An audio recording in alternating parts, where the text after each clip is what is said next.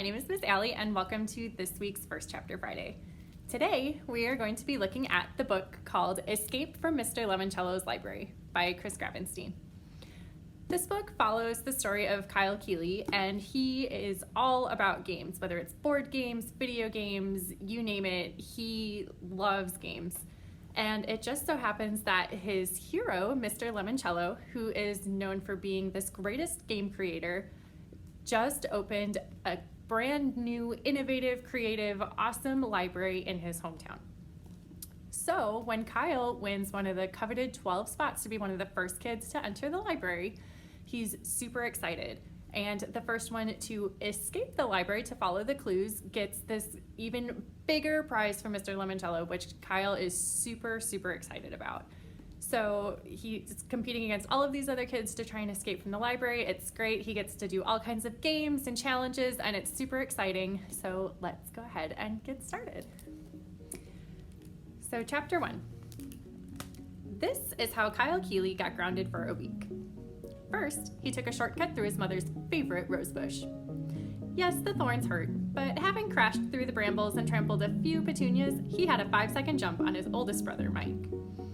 Both Kyle and his big brother knew exactly where to find what they needed to win the game, inside the house. Kyle had already found the pine cone to complete his outdoors round, and he was pretty sure Mike had snagged his yellow flower. Hey, it was June. Dandelions were everywhere. "Give it up, Kyle," shouted Mike as the brothers dashed up the driveway. "You don't stand a chance." Mike zoomed past Kyle and headed for the front door, wiping out Kyle's temporary lead. Of course he did. 17-year-old Mike Keeley was a total jock, a high school superstar. Football, basketball, baseball. If it had a ball, Mike Keeley was good at it. Kyle, who was 12, wasn't the star of anything. Kyle's other brother, Curtis, who was 15, was still trapped over in the neighbor's yard dealing with their dog. Curtis was the smartest Keeley, but for his outdoors round, he had pulled the always unfortunate your neighbor's dog's toy card. Any dog card was basically the same as lose a turn. As for why the three Keeley brothers were running around their neighborhood on a Sunday afternoon like crazy lunatics, grabbing all sorts of wacky stuff, well, it was their mother's fault. She was the one who had suggested, "If you boys are bored, play a board game." So Kyle had gone down into the basement and dug up one of his all-time favorites, Mr. Lemoncello's indoor-outdoor scavenger hunt. It had been a huge hit for Mr. Lemoncello, the master game maker. Kyle and his brothers had played it so much when they were younger, Mrs. Keeley wrote to Mr. Lemoncello's company for a refresher pack of clue cards. The new cards listed all sorts of different bizarro stuff you needed to find, like an adult's droopy underpants, one dirty dish, and a rotten banana peel. At the end of the game, the losers had to put everything back exactly where the items had been found. It was an official rule printed inside the top of the box and made winning the game that much more important. While Curtis was stranded next door, trying to talk the neighbor's Doberman Twinkie out of his favorite tug toy, Kyle and Mike were both searching for the same 2 items, because for the final round, all the players were given the same riddle card.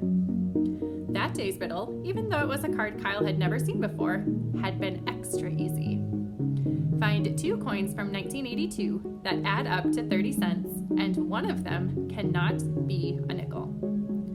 Duh! The answer was a quarter and a nickel because the riddle said only one of them couldn't be a nickel.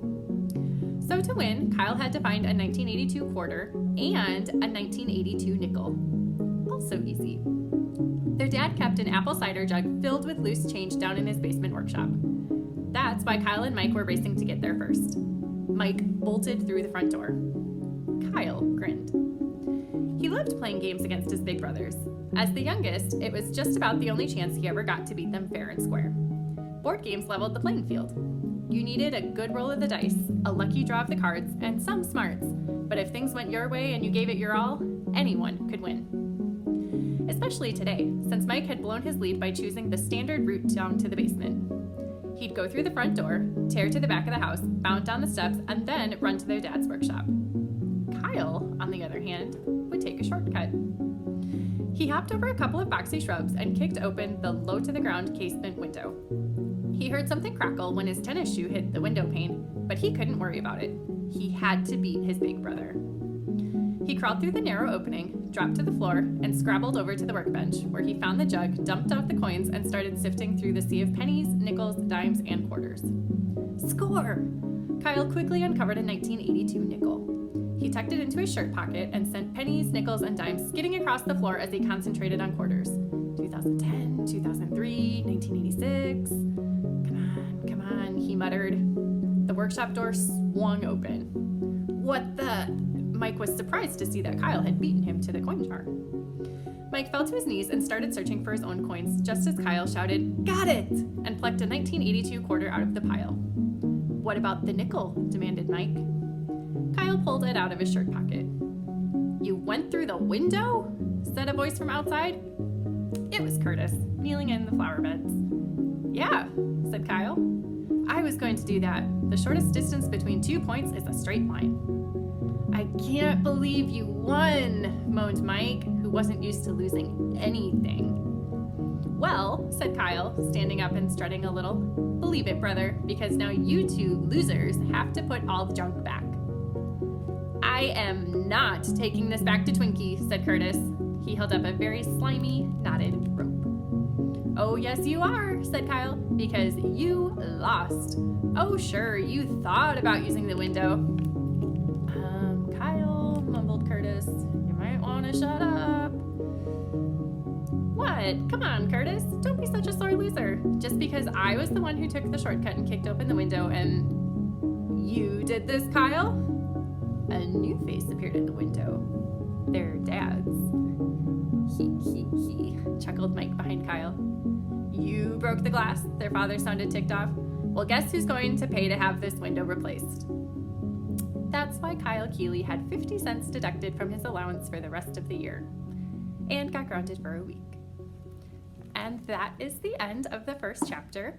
I hope you guys liked it. If you're interested in reading more, you can come check it out from the library and see if it's on Libby, our e-reader app. And we will see you next time.